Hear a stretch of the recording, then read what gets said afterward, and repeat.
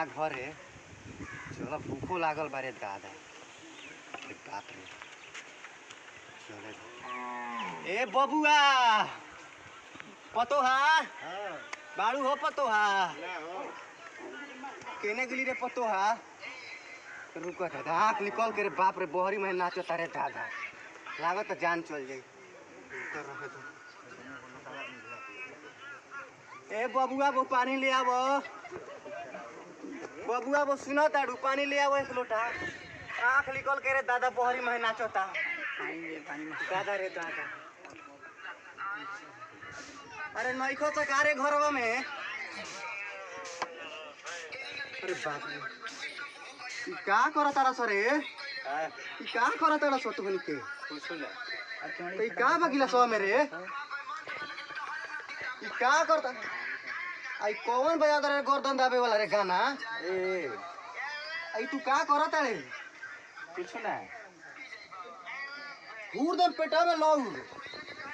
दारू पी के बहुत कुछ नहीं करते मारा में हुरा दी बही जावे आकाश और पंच जी रहुआ माने लइका जरे पैक मारतानी ना जी जिलेबी खाला सा ताई तनी में चल गेला खा ऐसा कोई कि ना रहे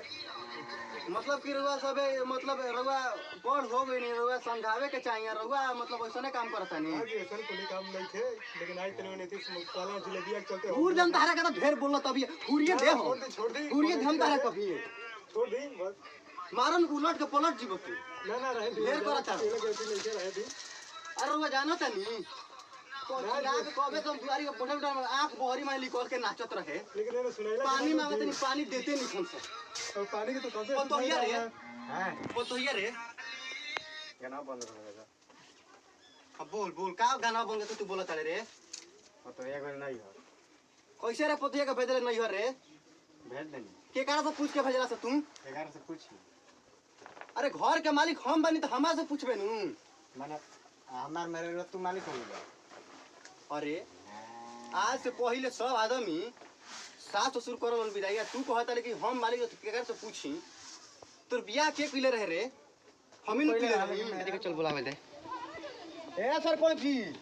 और लोग पैके लड़ाई में कि बहरी आई फैसला रहुआ करावी ए बबुओ तनी जो तरे जाके मुखिया जी के बुला के लाओ दादा रे दादा बुला के लाओ मुखिया जी के रे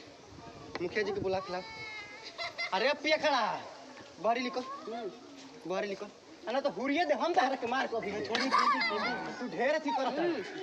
बताओ बूढ़ा आदमी के देह निके चलत ई कहता कि तू बना के खा मुखिया जी अइले मुखिया जी आ गेले प्रणाम मुखिया जी प्रणाम अरे बाप रे अब मुखिया जी कहते भाई अरे डंटावा दे रे डंटावा दे अखिया निकल के बहरी आ गई अरे बाप रे मुखिया जी हमारा घर के बंटवारा करी हमारा घर के नहस तहस हो गई ई भुकुड़ी याद ले घर के रे दादा इनका जवानी भुकुड़ी लग जाओ चली बात दिया जाए हां बाटी जा घर बाटी जा हमार चली तो कहां जी घरवा में हिल के बाटन जा तो कहां दिन होई सामान निकाली तुमने बताई सामान निकाली हां तो निकाल रे क्या निकाली चारों घर है बदू तारा हो जी दू हमार हो जाई ई कौन बा अब बर्तनवा के दी तार ससुर दी है मारम के अभी तू खराब हो जीबो ना दूगो घर में जौन सामान में जौन तार दूगो घर में हमार घर में जौन सामान जौन है हम किया दी चली से आई खातिर को घर में चार गो घर बा आ बाणे तब दुइयो आदमी बंटवारा होई तो दूगो में होई तो दूगो कहते बाणे कि दूगो हमारा दूगो ही नहीं कर तो हमारा मंजूर बा लेकिन एगो शर्त बा और पतोइला जौन घरवा में बड़ियो पलंग खटिया उहेला घरवा हमार मिले के चाहिए तू कैसे लगे अरे बाप रे बाप अरे बापू रे बाप अरे दादा रे अरे मार देलक रे दादा अरे बाप रे रो समझी घर वाला छोड़ के पतोइया वाला द्वार पकड़ ले रो द्वार पर रहब आ डंटावा दे रे दादा डंटावा दे रो द्वार पर रहब द्वार वाला ले ली हां हां द्वार वाला घर ले ली हां माने हम बूढ़ा बन तो हम दुआर वाला घर ले पतोहिया में घर में का करब घरपुरी में हेलो रही है भीतर करब द्वार पर ले ली ऐसे कुछ हो जाए बंटवारा होता तो बहरी रहला हैं जतना बोल बन सब बहरी रहले रो द्वार वाला घर मिली देखो ना हम तो हमारा लागत है कि एगो तो सरपंच तो यहां जरे पैके लगावतानी एकदम चोर छिना रही है माने चोर छिना रही हां एकदम चोर छिना हम चोर छिना रही कहो हई कह लोगे दादा जमाना के ना रउआ द्वार वाला का हो गए कहता लोग बूढ़ पूरा हो गेल तो तू बहरी रह मड़ई के जाडा में तनी मड़ई में खाली रहत तू आ तू बालकोनी में रहबो मारम तो तू भुकुड़ी आइए जइबो अभी तू अभी भुकुड़ी आइए जइबो सुनी रो पतोहल घर में का करब ए काम मानी चली भीतर चली आई कहां चली आई तो पहले तो चली आ जाए भीतर का बेटा आ जाए दादा रे दादा चलो चल अब ना बचन रे दादा कहां बैठी दारू पी ये बैठी बैठी पहले रो बैठी कहां बैठी जा बैठ जाए बैठी है ये बैठी बैठी सर बैठी अरे दादा बैठी है ये बैठी बाबू रे बाबू कैमरा वाला आ जाओ इधर बाबू रे दादा बैठ बाबू रे लाग रे दादा देह में जबे सुनले बानी तबे से हमरा आग लागल बा कि खाना हम बना के खाई बुढ़ारी में कैसे खाना खाई में दादा चले के देह में जान नहीं खाई कहता कि खाना बनाओ मुखिया जी तू ही बतलावो लो कैसे फैसला होई हम बहरी तो रहब ना कौन भाई पुता उता लेके भाग दी तब हमारा के टांग के हम कैसे रहम रउआ के घर बनवल जी बहरी ना घर में रही लोग बहरी कैसे मुखिया जी सरपंच जी लोग कैसे बात कहता है ना रउआ बहरी के घर बनावल जी रउआ के घर बनाव दिहल जाई कैसे ना लेके चल जी लोग कैसे कहता है हां हैं ऐसा बेटा रहो जवान भाई कैसे लेकर चल कैसे तो जब होता चुका बेटा जवान के लिए बनी तो खाना बना के ना खियाई थे हैं आ होता चुका कहते कि बेटा लेके जवान के लिए बनी मैंने बनाए भले कि तो हर आनी के जीवन पीछे की हमारा भी छई हैं मेहरार में मेरा अब मार दे तू फेंक दे भाई जबे तू बहुत बोलता रह तार मन बढ़ गेल बा हो पैक लाला बताने अभी ना तो रउआ का इनके विचार गांव में बड़े-बड़े आदमी बहरी सब- ना रहबे हैं बहरी ना रहबे ना बहरी को सर हम जी जब बंटवारा था तो बराबर को चाहिए कि सही हो रउआ एगो घर ले ली हां चार गो बानू एगो ले ली एगो में पर रही हां पतवा वाला घर छोड़ दी हम एगो ले हां तो रउआ काई गो ले हम कय गो रहुआ एक ही नु बानी और रउआ एगो बानी तो एगो में रही रो ऐसा पतवा वाला घर लेके का करब चार घर बा ना हां एक घर जोन बा हां जोन में एगो में ले ली रोला हम एगो घर ली हां है तीन गो घर ली तीन गो घर ली है ई काहे तीन गो घर लिखी ई काहे तीन गो घर वाली लिखी मेहरारू भी है बाल बा बच्चा बा सब देखे के निकाल के बनो तू कहला था नु कि हमार मेहरारू हियो खूब दे हम अभी ये तो मैंने तो तू अपना घर बना के नु ना देखी मुखिया जी रउआ लोग नु एकरा पक्ष से रउआ सब बतियावत नहीं जाए रोरा इनका में मैंने औरतों में लगता औरत में ना एगो गाड़ी बिया हां आ गड़िया की लेके हमार पतोहा रानी के साथे भेज देले बाड़ी या इनका सार आई रहन के की आई रहन आ पतोहा रानी गड़ियो लेके चल गेले बाड़ी तो गड़ियो में हिस्सा चाहिए हमारा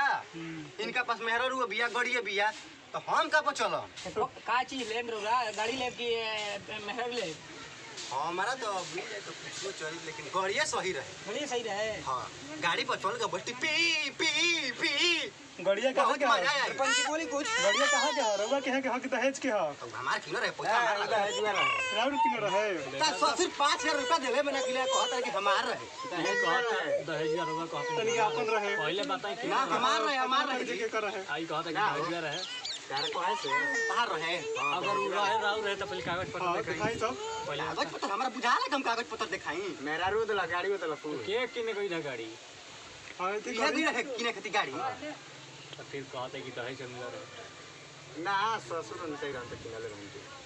तो ठीक बा जब अगर जो ऐसा बात बा जब इनकर बा गाड़ी तो जब ई गाड़ी रखे हैं हां तो घर में बराबर के लागे के चाहिए हिस्सेदारी अब हमहू बियाह करम हमहू ले आई कब हमारो मेहरारू आई तो हमरो दूगो घर चाहिए करो बुढ़ारी में बियाह करब ई सब कहां जे सो दुगो ई बारे 57 ना ऐसा मत करी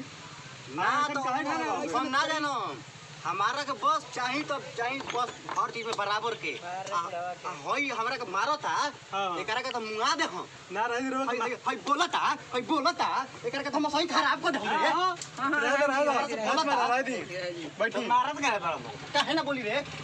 हैं मार कभी तक खराबे कर बैठी रे बैठी का बैठी बैठी कार वो सब बेईमानी वाला बात करवा तो कहत कि बैठी जलेबी हम हो? कैसे बैठी ए जलेबी हो तोर काहे थी बात बना के देबे कि बटोइबे ना ये वो रूम ले ले एक एक रूम है हाँ, वो ना मेरा- ये काम करो इनका के दो रूम दे दो और 10 कट्ठा खेत दे दो ये अपन जोतस खास रहस ना दे काहे ना के देबे पड़ी 7 बीघा खेत रहे तुम्हें 3.5 बीघा हमार खेत होला ना 3.5 बीघा का 10 कट्ठा ले ली रे जी खाई रो के गुन बनी हमार मेहरारू है तो के खी तो रो बुढ़ारी में बियाह करबे है अगर रो बियाह करबे करब ना ना भाई कंपटीशन होगा रो बुढ़ारी में क्या करब लेके काट देबे ओए अरे तुम हमको काट दोगी तुम हमको काट दोगी तुमको लग रहा है मन ज्यादा बढ़ गया है अभी फूट देंगे अभी ज्यादा तुम बोल रही हो हमसे ज्यादा ना बोलो अभी हम ना ना बहुत बैठी रहो, गुस्सा में फैसला हैं। कर दिहल जाए। शांत रही बैठी ले आई सब आ का बैठी रे मत बना ऐसे लगा फूल दियो दिए बात के समझी बैठी बैठी। हाथ निकाल के हट से भागता टंगरी हे मैं भागता बकुली में ऐसे बजा हाथ तेरा उनका सलाह बा शादी करा साला भाई है हां वो तो ही रहा मार दो लट मर मुखिया आवा के तू का आवरे मर दे कही के हम पतो के कहता नहीं रखे के हां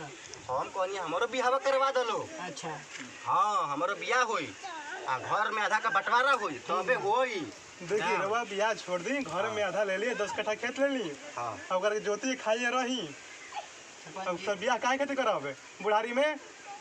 एगो नात रहती है बेटी पतो बढ़ले बड़ा सा बेटा पतो है, अब बुढ़ारी में मेरा लेके का जोड़ तू बा नाती हमारे को हुंडी दे दी है बेटा ना देवे ना किलो तो है ना नाती दी ही। खुद ऊपर कब्र में रोगा बियाह कर जाते हैं गाड़ी में। अरे बियाह करेंगे हुरलंट पर बैठेंगे फुर फुर करके चलेंगे फुर। अरे बाप रे बाप आँख निकल के भरी है। हम भी बियाह करेंगे हम बियाह ना, ना, करेंगे बैठी, तब बैठी। चलेंगे ऐसे नहीं होगा बियाह होगा ओ बैठी काहे बैठा बैठी बैठी बैठी तो पता ही का करब घर ले हम दुगो 10 कट्ठा खेत रुआ के मिली का विचार बा? छोड़ी जाए दी पतो ले आई हैं पतो ले आई पहले तो तुझे कहाँ गेल रे नजर गई बिना पूछले हमरा से भेज देले बा पूरा बना के खेब नहीं देखे हां हां हम अपन बनाई खे मी अपन बनाई सुन लेनी हम महीने बहरी से हम चिल्लात रही कि पानी लाओ ना लिलाहन सो हम महीने हां तो सरपंच जी आई पैक लड़ा बताने लोग हम कहनी खाना उना बनैले बड़े तो कहता कि खाए के हो तो बना के खा अब बताओ यार रोवे सब है जलेबी जब हो हम खाई तो का विचार बन कि ना रखबे अपना में? तो रखबे कि ना बोल पहले एक काम करेंगे 10 कट्ठा खेत निकाल दो, 2 घर दे दो एगो भर दे ना 2 को दे दो दो ना, तो दो ना दे दे। ना कहते मैं तो 2 को दे दो ना का बना के दे हम दो ना दे एगो बड़न ते एगो रूम तारा का मुंह आ दे हम अभी तारा का मुंह आ दे हम ना छोड़ो। तारा का मुंह आ दे हम आई रे दादा तारा का मुंह आ दे हम हो अब ये मुंह आ दे हम हो हटो हो अरे बाबू रे दादा अब ये तारा का मुंह आ दे हम हो बैठो हाय दादा रे दादा दादा रे दादा दादा रे डंटा किने कोई रे दादा बैठी। डंटा डंटा अरे बाप रे दादा बैठा बाबू रे दादा बैठा एगो घर दे हमार हाथ हो रे दादा ना तो मड़ाई में चल जा बाहरी मड़ाई डाल देते जलेबी ये गलत बात बा एक घर ना ना दिया बिनका दो 2 को दो ठीक बा 10 कट्ठा खेत दो ऐसन करी कम से कम मुखिया के तो बात मानी हां घर में हमरा दूगो चाहिए ना ऐसा मत करी हम बियाह करम और मेहरारू आई तो कहां रही ऐसा मत करी ना दूगो घर देती इधर रुक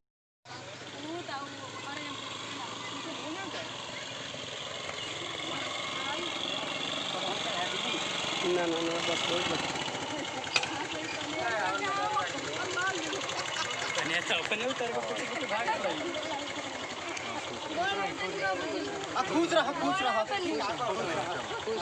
खुश रहा अरे हमार पतोया गिर हमार पतोया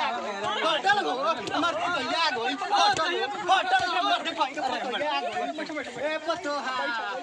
अबे बैठा अभी कहां जात रहा हम पहले नहीं तू का अरे तो हम ले तू जी मेरे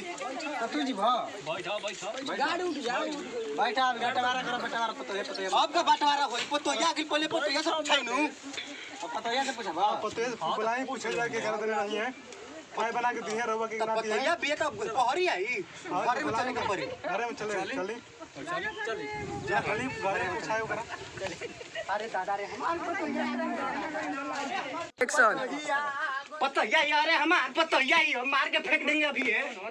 पतोहा आ गईली मर्द मेहरारू हमारी हम बोलते नहीं किया चुप रे बेहुदा चुप बैठी जा बबुआ वो बात सुन हां बैठी जा बबुआ वो देख बात सुन कि तू चल गलिस नहीं घर ई हमरा से बिना पूछे तोके भेज देलक हम मान लेनी भेजवा इनी हम कहनी कि खाना बना के दे कहता तू बांट लो तू खइबो तो बनइबो अब बताओ पतो हम का करी हई बूढ़ आदमी से खाना बनी करेजा निकल के बहरी 3 किलोमीटर में उड़ रहा है ऐसे ऐसे होता दादा अब हम का करी रे दादा तू ही बताओ पतोहिया कि का करी बंडा बार रवा रुकी पतो से फैसला लिया है क्योंकि करा दे रही है रवा के बना के दिए कि ना दिए पतोहिया हमारे तो देबे करी हमारे पतोहिया उनका तो पूछल जा खुशी जा पतवा के बुलाए अपन के देखो, ये पीड़ा में बैठा। बैठी बैठी पीड़ा पर अब बताओ पतोहिया तू ही अब कैसे होई पतोहिया हने आ तू बैठ के पीढ़ा पर बैठ तू बैठ पीढ़ा पर तू पीढ़ा पर बैठ हम तो हो गया है किने रहबू ससुर जी के बना के देबू कि ना हाँ खुश है ससुर जी तो बुढ़ा गिलन हाँ वो तो कहतन कि हम पकड़े होगम हाँ ससुर जी बुढ़ा गिलन तो खाना के के हम नहीं के खेल जा हाँ ना हम ना बुढ़ाओ हम बुढ़ाओ देने ना रहम काहे ना लाबा तू तू बना के देबू ना इनका के हां हम बुढ़ा बना के दे हाँ चलो ठीक बात दे दे हम ना रहम काहे ना रहबे तू ना रहम जब पतोहिया माने तू काहे ना मनबे तू हम ना मानो पतो तू हमारा पार्टी बाड़ी सुनू हां तब बेटा हम तो ई बेटा के देखिए ले हम ना नु रहम हम रखबे ना करम तार ना रखबो 52 बीघा बा लोग बकलम खास कर देंगे बकलम खास अभी तुमको पता नहीं है अरे काहे बाबूजी गोल मरते नी हैं आ गइल बेटा काहे हो तू खेता गाड़ी जाना तरह कहता है हम मर्डर कर दे हम हां तो हमारा के मर्डर करबे का ना हैं मैंने तू खा रह बाकी बोकलम खास मत कर बैठ तू भीड़ कैसे टकले रे बैठ तू ना तू भीड़ कैसे टकले रे बैठ ना हाय दूध अरे अरे तू भीड़ कैसे टकले रे तू दूर रह ना तेरा आओ बोले हां मैडम तारा के रखो, हम फैसला अपने बैठो बैठो फैसला होई अब बैठ जाइए हाँ, बैठी फैसला बाप रे बाप बैठी अरे बाप रे जलेबी हो तू क्या कहते रे बाबूजी के आँख क्या निकल के करबे बहरी आगे दादा रखबे नु बहरी निकल के आगे रे दादा बढ़िया से चला लोग का करू खियाओ जी बना के मना क्यों ले लूं कोनो दिक्कत नहीं होई आबे हां तो पूछ ला घर द्वार खेत बाजार पर दिक्कत नहीं करी हां घर द्वार खेत बाजार पर दिक्कत ना करा अरे पत्तो हा जवन तू ही बाड़ू धन हमार हम कैसे बकलम खात हम दोसरा का लूट के तहारा के दे देम तो क तनी पूछता कि मैं द्वार पर मड़ई डाल दम तो मड़ई में रहियो नु पत्तो या करी तब दुआरी पर का हम बन में जाकर सुजिम हो हां तो मड़ई में तार रह के बैठे नु देख लो सब काट कूट के लेके तार खाना बना के मिली पत्तो हा हमार पत्तो या सोना या हो हमार पत्तो या सोना तार लोग बुझाला हैं हम कहत नहीं तो जा तनी अभी हम जा तनी कैसे पत्तो या बैठ हो गई क्या कहते हैं ना मुखिया जी कहिए मुखिया जी पहिए का उना ना मुखिया जी कहिए का फैसला हो गया हमार पतिया को अलग फैसला तू मेरा का पथोइया हो गई मुखिया जी हमनी के बानी जा जब तार को ये फैसला का हमरे के बोलने का जरूरत है जाने से का फायदा है हां अपने में कल रही तो का का फैसला करम तू जा लोग का फैसला करबो तो बैठा तब हां बैठल बनी बोले बैठ हां बैठ बनी बैठ का चाहत रहा बताओ अब देखिए चाहत कुछ नहीं खी हां हमार पतोहिया आ गइल हां कह देलक हां कि खाना बना खियाई हमारा इनका झगड़ा रहे यही खातिर हां झगड़ा खत्म हो गई काहे कि पतोहिया कहते कि खिबे करम तो ई मानिए गइले अब बताई फैसला का हमारा तार है अगर मेहरारू में कुछ गड़बड़ लगता है ता गड़बड़ लागत है हुन दम अभी तारा कहूं गड़बड़ लागत है गड़बड़ जिलेबी ये बात सही है का ससुर जी बनाई काम ऐसे करता हां एक बाई तभी बनाई है हमें ए मुखिया हाँ, मुखिया जी जी गदर गदर बना के बना तोहरो के अभी गदर मत जा हमार जोर छल करत रे का छल कर के रे छल का करला छल गा कर के बेटा रे? जी अपन ये बात हकीकत है इनका कुछ शक लगता का शौक लागत छल लगत तब ये तो ये तो का अब बाग रे मर्दे कहीं के तू लोग रे मर्दे कहीं के मुखिया सरपंच हो लोग का हो रे मर्दे कहीं के हमार बात नहीं तू लोग मर्दे हवा का तू रे मर्दे कहीं के तू लोग हमर बेटा का पागल भाई घर तक रे मर्दे कहीं के सरपंच जी हमर बेटा दे सिखावत हो सरपंच जी जिला चुप के बैठ जाए ठीक बा का एकर बाद में फैसला हो पहले बैठ। बैठी पहले जब पतोहिया में हमरा हमकार बा इनका पतो हमरा हमरा बा होई देखो तो के बियाह करत पतोहिया नु खाना बना के दी तो पतो दी तो लइका कहि तक तो बैठी पहले पहले बैठो पहले बैठी हमरा जी नहीं खबर मेहरारू कहता नहीं तो जब का बंटवारा करे के बा अब हई कहता ने ई बेटी फरन हम ना रहे दे हम चाहे कुछ हमर पतोहिया कहती है तब का बात बा तार पतोइया ना हां कुछ और कह ता गड़बड़ अरे लगा को फूल दे हम आ अरे जेकरा- फूल दे हम अभी आ जेकरा कम ये ये हमार जोर छल कइले बिया का छल के ले दिया इनके कम चल जाओ इनका के घर के बाहरी को दे ले दे दिया जाए बना के मड़ई कोहिया पर रही है वो जे इनका खाना ना जाई और इनका के टिकट ना सब घर में विधायक जी का सलाह बा ठीक बा ना घरे आई है ना घरे आई है लिए जाई बना के कहबे कि पतो इनकर पूजा अपन द्वार पर रही है द्वार पर खाना तो जाए घर उर के बंटवारा हो गेल बे ना का घर के बंटवारा हो गया सारे हैं टोटल घर के बंटवारा हो गेल बे ना हो गइल बा लेकिन गड़बड़ बा बीच में हम बहरी रहा में हां तो गड़बड़ सुनो बना के बहरी बंद कर दे के एकर मार को अरे हमर पतोही के मार देलक रे दादा हमरा पतोही के मार देलक मुंह ये दे दादा आगे दादा ये जाने ले ले बैठी बैठी दोनों जानी के देखी रौरा की हो गई ठीक बनू दोनों जानी के जाने ले लेना पीठ टूट गई बाबा अरे तो मन करते कि मार को डाल चुप रही सुनी बैठी बैठी रहो ये कहा था रवा देखी भारे मत आई रवा के बाहरी घर दिया जाता मड़ई ओजे रवा रहब ओजे रवा खाना पानी जाई ओजे आराम से रवा खाई ओजे रहब क्या और का विचार बा हां मड़ाई में पतोहिया तू बोल दे तू बोल दे अब गा पतोहिया कह दी तब बहरी रह ले अरे इनकर खूंगा हेलो मेरा तरह घर खाना मिलिए जाता हाँ। तो बाहरी रहम तो ठीक है रही। अरे वो कुछ अरे खुदे तो हम तो पहले हूँ बाहर रहत रही ई कहता है खाना बना के ना दे हम तब बता हम हम खाना बना के दे हम रहुआ बाहरी रह। पहले रवा को मड़ाई दिया था ओ मड़ैया में हाँ और जे रवा द्वार पर रहा द्वारे पर सब गोरा द्वारे पर निकल निकल चली रवा उसे कैसी होई अरे बाप रे चलो रे दादा चलो दादा रे दादा ई घर के सहस नहस होगी रे के दादा सहस नहस होगी रे दादा यहाँ से मड़ई गोरी मड़ई का गोरी रे बेटी पर तू मड़ई अगर बोले हमारा के अरे दादा रे दादा हम ना ऊपर तो ही कुछ गड़बड़ मार कविता का भूल हमारे का बोला था रे बोला बे अरे दादा रे दादा दे में जान ना निकल के 3 माह हाथ हिने भागो तेरे दादा चलो मड़ई बाप रे बाप अरे दादा रे दादा अरे दादा रे भाई रे बाप गाड़ी अरे मरते कर तू गाड़ी लगे काहे बड़ा मरते तू गाड़ी के गाड़ी के ले बड़ा रे मरते कर बंदा चल गाड़ी ना लगाई। मरते कोई के गाड़ी लगाता है रे दादा अरे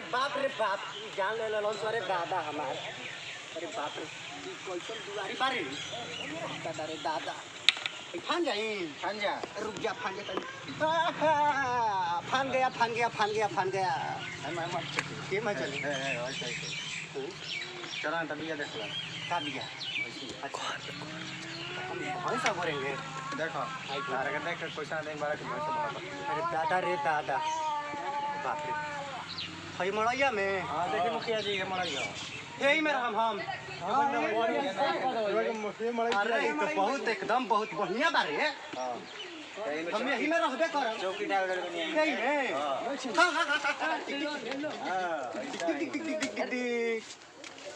हो गइल